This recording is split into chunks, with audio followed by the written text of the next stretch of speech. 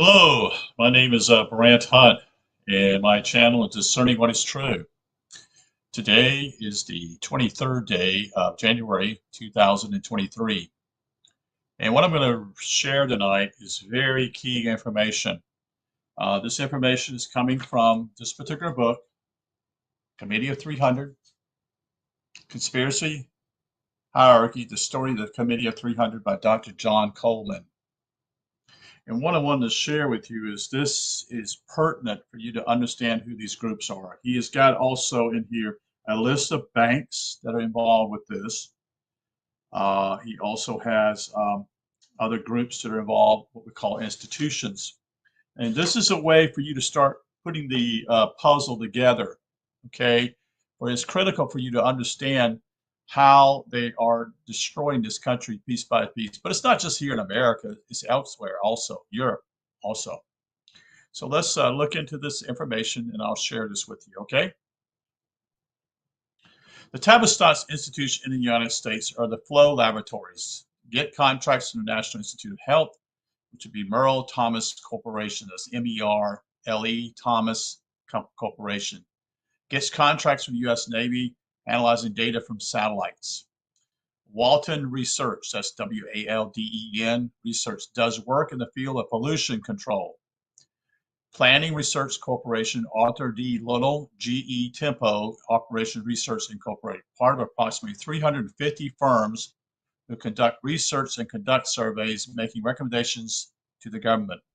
They are part of what President Eisenhower called a possible danger to public policy that could itself become captive of scientific technological the elite. So what he's talking about is public policy. Let's just go back a little bit. And they changed that heading back during the Roosevelt years. And it was used to be called public law because it was law. But law has a superior feel to it. But the policy is more like a milky. It's not solid. It can sway back and forth, so to speak. Okay. So here's some of the institutions, and some of you may may recognize these groups. One is the Brookings Institute. This dedicates its work to what is called a national agenda. This was wrote by President Hoover's program, President Roosevelt's New Deal, the Kennedy administration New Frontier program, deviation from his cost, that is John F. Kennedy, his life, and President Johnson's Great Society. Brookings has been telling the United States government how to conduct its affairs for the past 70 years. So what we have is what we call, I consider, we in poli-sci, we would call these think tanks, but they're actually are not think tanks. They're actually leading this country in the wrong direction, okay? And these groups are controlled by the Committee of 300, okay? And these 300 people are immensely powerful throughout the world. And they're involved in a lot of particular secrecy groups. The next group is the Hudson Institute. Under the direction of Herman Kahn, K-H-A-N, this institution has done more to shape the way Americans react to political and social events, think, vote, and generally conduct themselves than perhaps any except the Big Five. Hudson Institute specializes in defense policy, research, and relations with the USSR. That would probably be Russia at this point. Most of its military work is classified as secret. One idea during the Vietnam War was to build a moat, M-O-A-T, around Saigon. Some of his earlier papers were entitled Stability and Tranquility Among Other Nations, an analytical summary of U.S. national security policy issues. The Hudson Institute prides itself on its diversity. It helps NASA with its space programs and helped to promote new youth fashions and ideas, also promoted youth rebellion and alienation for the Committee of 300, ostensibly funded by Coca-Cola. Hudson Institute may be quite properly classified as one of Committee of 300's brainwashing establishments. Some of its nuclear war scenarios made for a very interesting reading, and if they can be attained, I would recommend the 6 basic thermonuclear threats and possibly outcomes of thermonuclear war. And one of its most frightening papers entitled The Israeli-Arab Nuclear War. The Hudson Institute also does corporate advising for companies such as Rank, R-A-N-K, Xerox, General Electric, IBM, and General Motors, to name but a few of them. But its real big client remains the United States Department of Defense, which includes matters of civil defense, national security, military policy, and arms control. To date, it has not got into wet NASA, that is to say, the National Oceanic Agency. So again, this is a part not only of the Committee of 300, but it's part of the Tavistock. It's again what I call these people who what we call are leading this country into a direction that they want it to go into. The next group is the National Training Laboratory, what they call the NTL. It's also known as the International Institute for Applied Behavioral Sciences. This institute is definitely a brainwashing center based on Kurt Lewin's principles, which include so-called T groups. He called them training groups. He called it artificial stress training, whereby participants suddenly find themselves enmeshed in defending themselves against vicious accusations. The NTL takes in the National Education Association, which is the public education folks. That is the largest teacher group in the United States. That's a union. While officially decrying racism, it is interesting to note that NTL, working with NEL, produces a paper proposing educational vouchers, which would separate the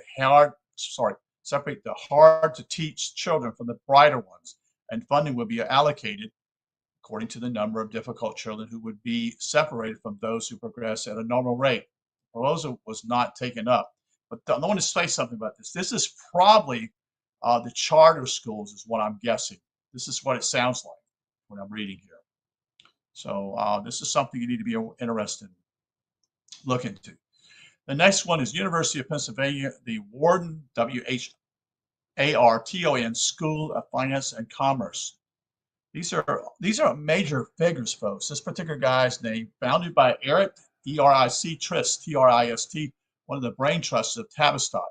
Wharton has become one of the most important Tavistock institutions in the United States insofar as behavior research is concerned. Wharton attracts clients such as the U.S. Department of Labor, which it teaches how to produce cooked statistics, meaning cooked, not true statistics, cooked, meaning falsified. The Wharton Economic Meter Forecasting Association Incorporated. This method is very much in demand as we come to the close of the 1991 with millions more out of work than is reflected in the USDL statistics. Wharton Economic Meter modeling is used by every major committee of 300 companies in the United States, Western Europe, and by the International Monetary Fund, the United Nations, and the World Bank. Wharton has produced such noteworthy persons as George Shultz and Alan Greenspan. The next group is the Institute for Social Research. This is an institute set up by brain trusters from Tavistock, Renis Lickert, L-I-K-E-R-T, Derwin Cartwright, and Ronald Lippert, L-I-P-P-E-R-T. Among its studies are the human meaning of social change. Another group is Youth in Transition and how America view their mental health. Among the institution's clients are the Ford Foundation, the U.S. Department of Defense, the U.S. Postal Service, and the U.S. Department of Justice. The next group is Institute for the Future. This is not a typical Tavistock institution in that it is funded by the Ford Foundation, yet it draws its long-range forecasting methodology from the mother of all think tanks. Institute for the Future projects what it believes to be changes that will be taking place in time frames of 50 years. Okay. The Institute is supposed to be able to forecast socio-economic trends and to blow the whistle on any departure from what it has laid down as normal. Institute for the Future believes it is possible and normal to intervene now and give decisions for the future, so-called Delphi panels, decide what is normal and what is not, and prepare positional papers to steer government in the right direction to head off such groups as people creating civil disorder. This could be, for example, could be a patriotic group demanding abolition of graduated taxes, or demanding that their right to bear arms is not infringed. The Institute recommends actions such as the liberalizing abortion laws, drug uses, and the cars entering a urban area, pay tolls, teaching birth control in public schools, requiring registration of firearms, making the use of drugs a non-criminal offense, legalizing homosexuality, paying students for scholastic achievements, making zoning controls a preserve of the state, offering bonuses for family planning, and last but by no means least, a Pol Pot Cambodia-style proposal that new communities be established in rural areas. As will be observed, many of the Institute for the Future goals have already been more than fully realized. The next group, this is one of the big three. The Institute for Policy Studies, IPS, has shaped and reshaped United States policy, foreign and domestic, since it was founded by James P. Warburg and the Rothschilds' entities in the United States, bolstered by Bertrand Russell and the British Socialists through its networks in America, which include the League for Industrial Democracy, in which Leonard Woodcock played a leading, if behind-the-scenes role. Local lead players in the League for Industrial Democracy included conservative Jean Kirkpatrick. I remember her very much so. And that was in the Reagan administration. Erwin Schwall of the ADL, who's not what we call a very friendly group, folks. Eugene Rostow, the arms control negotiator. Lane Kirtland, a labor leader, and Albert Shanker, Shanker. For record purposes only, IPS was incorporated in 1963 by Marcus Marcus Raskin and Richard Burnell, both highly trained Tavistock Institute graduates. Most of the funding came from Rothschild associates in America, like the James Warburg family, the Stern Family Foundation, and the Samuel Rubin Foundation. The Samuel Rubin was a registered member of the Communist Party who stole the Fabergé name. That is, Fabergé was juror of the Imperial Russian court and made a fortune out of the Fabergé name. The objective of the Institute for Policy Studies came from agenda laid down for it by the British Round Table, which agenda in turn came from Tavistock Institute, one of the most notable beings to create the New Left as a grassroots movement in the U.S. IPS was to engender strife and unrest and spread chaos like wildfire out of control, proliferate the ideas of left-wing nihilist socialism, support unrestricted use of drugs of all type, and be the big stick with which to beat the United States political establishment. Burnell and Raskin controlled such diverse elements as the Black Panthers, that's right, Daniel Ellsberg, National Security Council staff member Halperin, Halperin, the Weathermen's Underground, the Ventura elements, and the campaign staff of candidate George McGovern. I think that was when he ran in 1972. Don't quote me on that. Either 72 or 70. I think that's right. No scheme was too big for IPS and its controllers to take on and manage. Take the plot to kidnap Kipster, which was in the hands of Equa Ahmed, a British MI6 intelligence agent of Palestinian origin, laundered through TROTS, which is Trotskyite terrorism based in London. The plot was discovered by the FBI so that it could not go too far.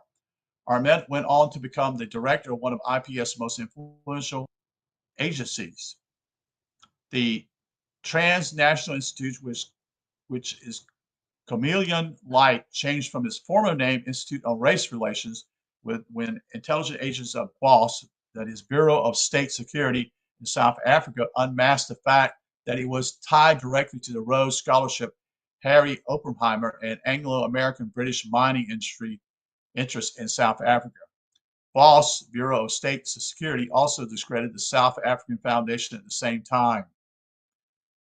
Through its most powerful lobbying group on Capitol Hill, IPS relentlessly uses its big stick to beat Congress. IPS has a network of lobbyists, all supposedly operating independently, but in actual fact acting cohesively, so that congressmen are plummeted from all sides by seemingly different and various lobbyists. In this way, IPS was and still is able to successfully sway individual representatives and senators to vote for the trend, the way things are going. By using key point men on Capitol Hill, IPS was and is able to break into the very infrastructure of our legislative system and the way it works. To give only a single concrete example of what I'm talking about. In 1975, IPS point man persuaded Representative John Connors, a Democrat in Michigan, and 47 members of the House to request IPS to prepare a budget study that would oppose the budget being prepared by President Gerald Ford. Wow, that's your job. What the hell are you talking about here? So they're giving their power away. Although not adopted, the request was reinstated in 76, 77, and 78, gathering sponsors as it went. Then in 1978, 56 congressmen signed their names to sponsor IPS budget study. This was prepared by Marcus Raskin. Raskin's budget called for a 50% cut in defense budget, a socialist housing program that would compete with and steadily replace private housing and mortgage markets, a national health service, radical changes in the education system that would disrupt capitalist control over the distribution of knowledge, and several other radical ideas.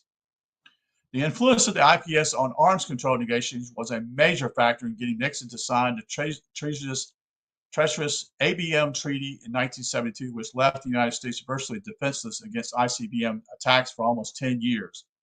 The IPS became and remains to this day one of the most prestigious think tanks controlling foreign policy decisions, which we, the people, foolishly believe are those of our lawmakers. By sponsoring militant activities at home and with links to revolutionaries abroad, by engineering such victories as the Pentagon Papers, besieging the corporate structure, bridging the credibility gap between underground movements and acceptable political activities, by penetrating religious organizations and using them to sow discord in America, such as a radical racial politics under the guise of religion, using the establishment media to spread IPS ideas and then supporting them. IPS lived up to the role which it was founded to play. So what's going on here is they're saying simply is there's not anything coming from, they are the vacuum.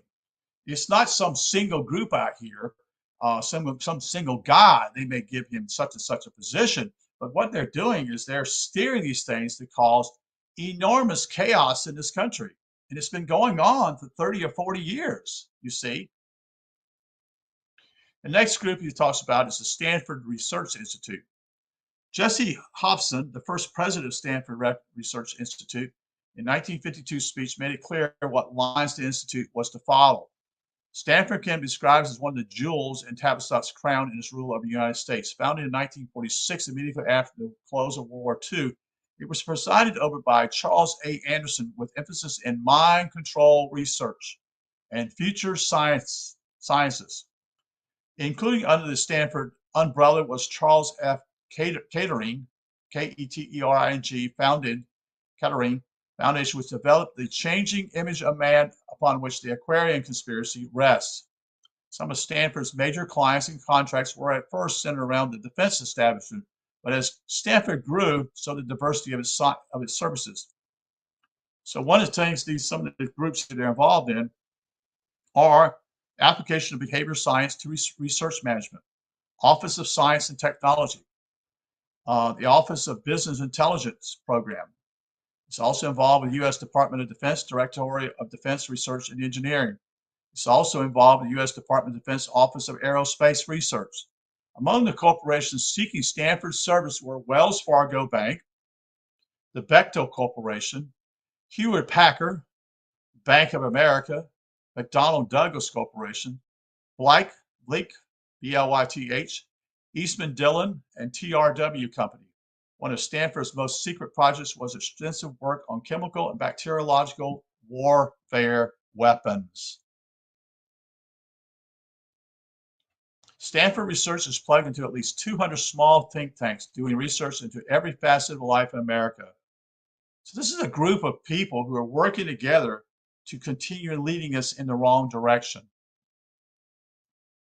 This is known as ARPA networking and represents the emergence of probably the most far-reaching effort to control the environment of every individual in this country. At present, Stanford's computers are linked with 2,500 sister research consoles, which include the CIA, the Bell Telephone Laboratories, U.S. Army Intelligence, the Office of Naval Intelligence, that is, MIT, Harvard, and UCLA. Stanford plays a key role in that it is the library that is the cataloging all ARPA documents. You see.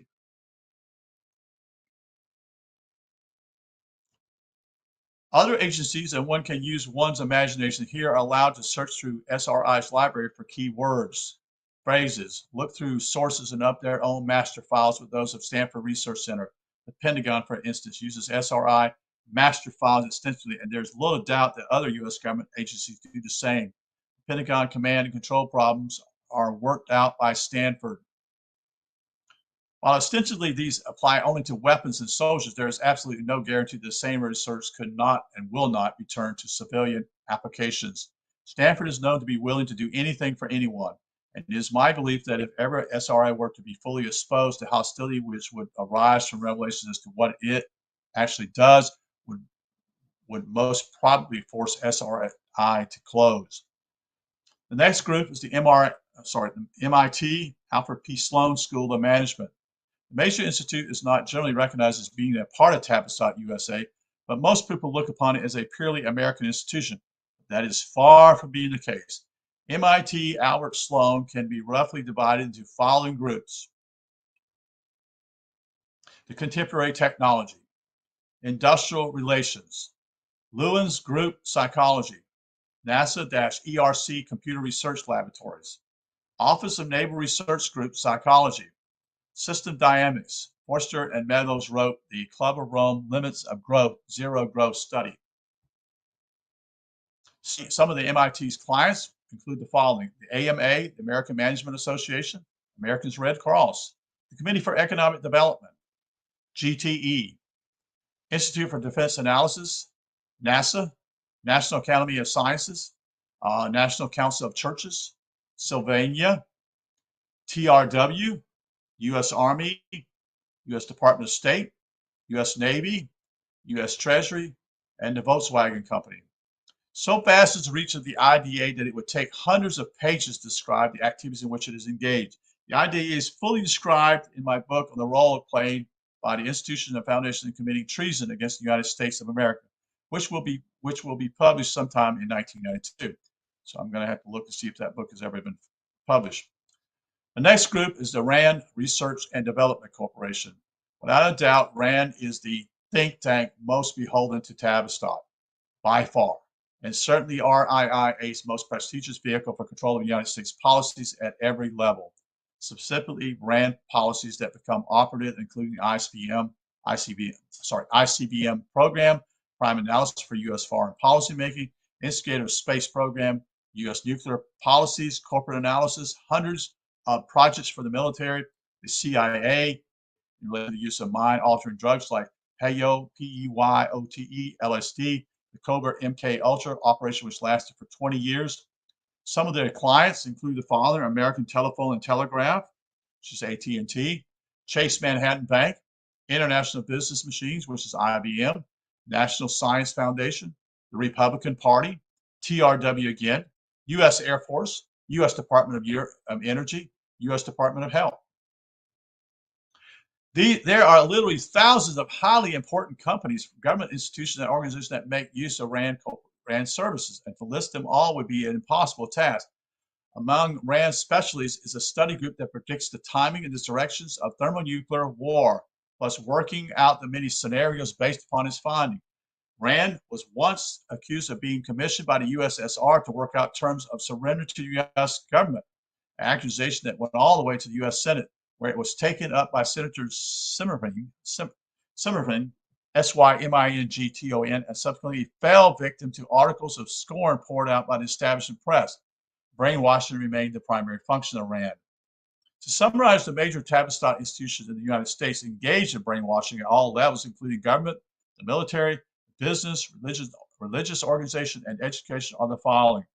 They are the Brookings Institute, Institute for Policy Studies, MIT, National Training Laboratories, the RAND Research and Development Corporation, Stanford Research Institute, and the Wharton School at University of Pennsylvania. It is estimated by sources of mine that the total number of people employed by these institutions is in the region of close to 50,000 people. with funding close to $10 billion. And again, this is going to be a 90s figure, so this is weak.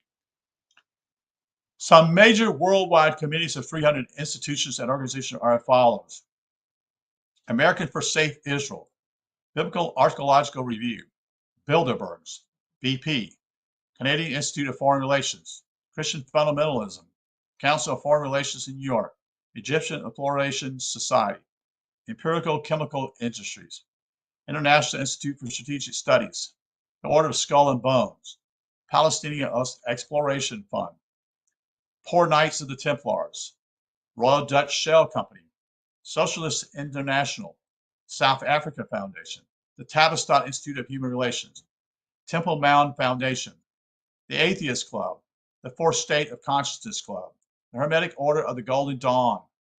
You hear that? The Hermetic Order of the Golden Dawn. Many people are on, sometimes my Facebook group talked about this group. The Milner Group, the NASA, that is NASI Princess, the Order of Magna Mater, M-A-T-E-R, the Order of Divine Disorder, the RIIA, the Round Table, the Trilateral Commission, Universal Freemasonry, Universal Zionism, Vickers Armament Company, Warren Commission, Watergate Committee, Wilton Park, and the World Councils of Churches. And we're going to probably stop there at that point. There are some, he has some lists of people who actually have been past members of the committee, past or present members of the Committee of 300, but there's a long list here. And I really don't want to go all through these because this is take, another 20 minutes at least. So we'll go with that another time. I'm trying to see if there's anything else I want to add to this particular deal.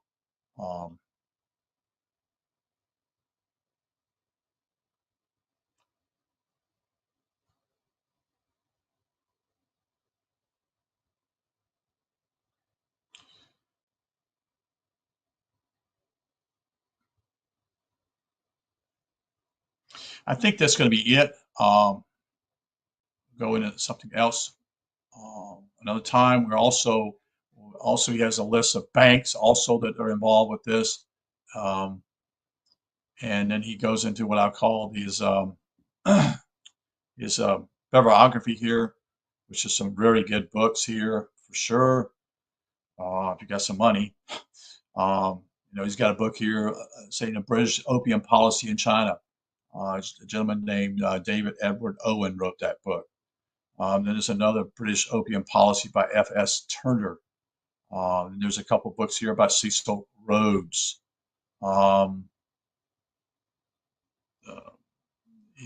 There's just oodles of information here.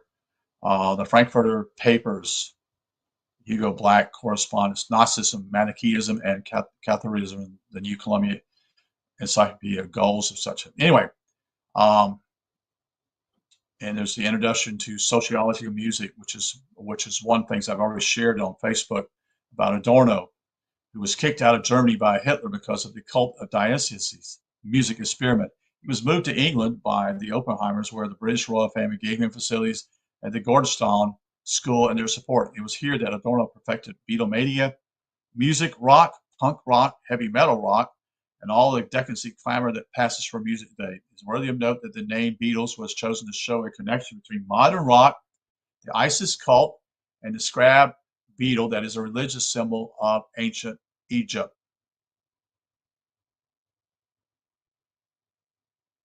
It's also a group, what we call Liberation Theology. It's another group that's broken out.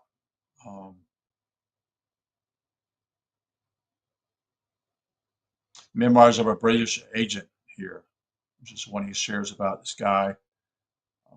Anyway, it just has quite a bit of, he's also got Rockefeller Internationalists, which if I could ever get this book, it'd be a great book. This is a book by Josephson that details how the Rockefellers used their wealth to penetrate the Christian church in America and how they later used their number one agent, John Forrest Dulles, who was related to them to maintain their grip on every aspect of church life in this country. The Steps to the Ecology of the Mind by Basin, B-A-T-E-S-O-N. Gregory Basin was one of Tavistock's new science Scientists in the top 5 at Tavistock and later did much to formulate and manage the 46 war on America conducted by Tavistock. Technotronical era, that's for Brzezinski.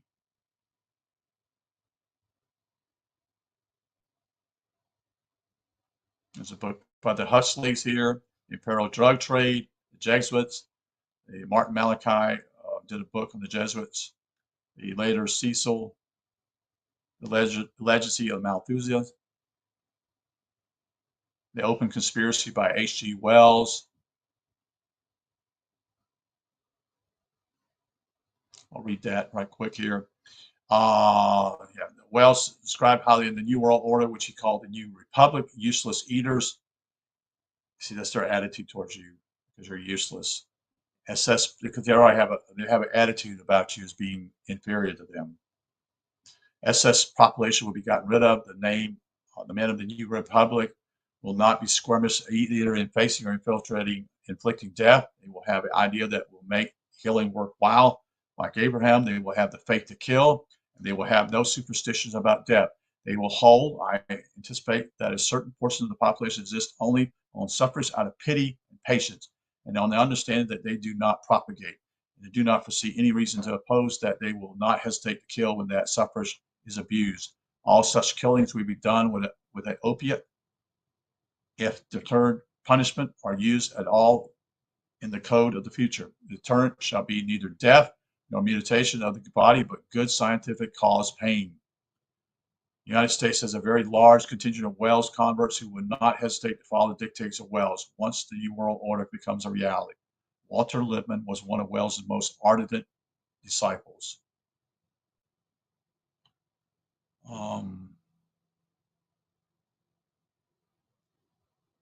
Yeah, just some good stuff here.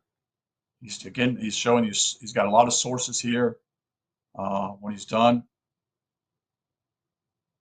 I'll read this other thing here. It's kind of interesting. Let me read this bibliography here. Understanding Man's Social Behavior. Cantrell, Cantril, was primarily responsible for establishing the Association for Humanistic Psychology based in San Francisco that taught Tavistock methods. It is the institution of this type that we find the lines between pure science and social engineering becoming totally obliterated. The term social engineering covers every aspect of methods used by Tavistock to bring about massive changes in group orientation towards social, economic, religious, and political events, and brainwashing of target groups who then believe that opinions expressed and viewpoints taken are their own. It's been a major change in our country since the 60s in my lifetime, folks. In my own lifetime, completely different changes. That's my stating here. Selected individuals underwent the same Tavistock treatment, resulting in major shifts in personality and behavior. This is correct. This is correct. They have used president candidates and done this. They've groomed them. You see, they've groomed them for presidential positions or whatever position they want, senator position, whatever.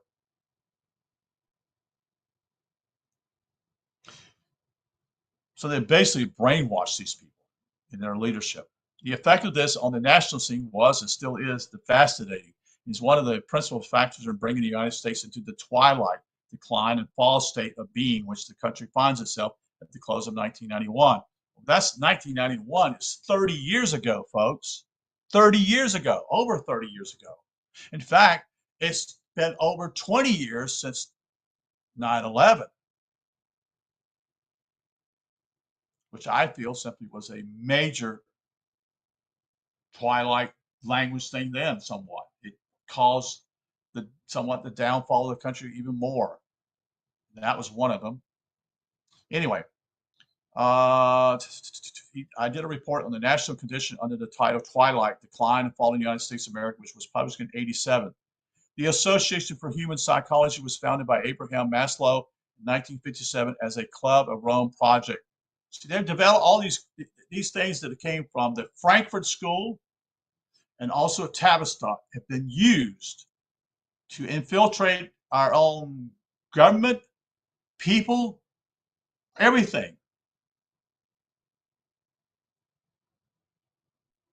And Abraham Maslow is a major figure. Another Tavistock Club of Rome Commission Opinion Making Research Center was established by Risket Leher, Likhert, and Ronald Lippert, who called it the Center for Research and the Utilization of Scientific Knowledge. The facility was under directorship of Club of Rome Donald Michael. The center drew heavily on the Office of Public Opinion Research established in Princeton, another think tank, in 1940. It was from here that Cantrell taught many of the techniques used by today's pollsters and opinion makers. Okay, so thank you for being here. Appreciate you listening. Again, try to connect the dots is what I'm trying to share with you about. Probably we'll do one more talk on this particular, the Committee of 300. It's still available. This is I think it's like less than $20 for this book. It's paperback. You can get it from Amazon, and it's all here. It's a good book. Actually, it says $19.95 on the back of my copy, so it's probably the same price as that. Again, it's paperback, but it's well worth it. It has important information here for the future. And one of the things you can do if you do have some money, why don't you start your own library? Why don't you get a library and start getting books? Because books in the future are not going to be around, and that you can study and help others, or your children can begin to enlighten others also with books. Okay, because books are critical. You can do anything on an internet or computer, and you can change things on it. You can even do but this here book has substantial evidence that someone has done the research in the past. You see, and hopefully in the near future we'll be sharing this particular book here, Technocracy Rising, and we're probably going to share another book by Communitarianism.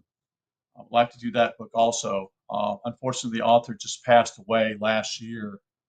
A lady who was in the midst of all of it in Seattle, who saw the whole thing going on, being put together, and actually ousting people in a neighborhood, and eventually tearing down the buildings the people were in and moving those people elsewhere. And that's been their plan, folks. They just gradually just begin little by little. People don't know what's going on because they don't tell people what's going on, you see. And the objective here simply is to destroy freedom throughout the world, your liberty. Is there time to stand now? It's the time to stand for sure, folks. No more wishy-washy on the fence, because there's been people who have actually provided the information for you. So, again, thank you for being here. I appreciate you. If you have a question, you can always leave a question here, and I'll try to respond later. If you'd like to do that. Again, what I'm doing this for is for the next. This is sowing a seed for the future, as I look at it. Hopefully that others will grasp this and hear this information so that they will take the initiative to buy books and do their own research themselves, and be themselves another think tank. See, be a different type of think tank compared to them. So, all right. Have a good night. Thank you for being here. You take care.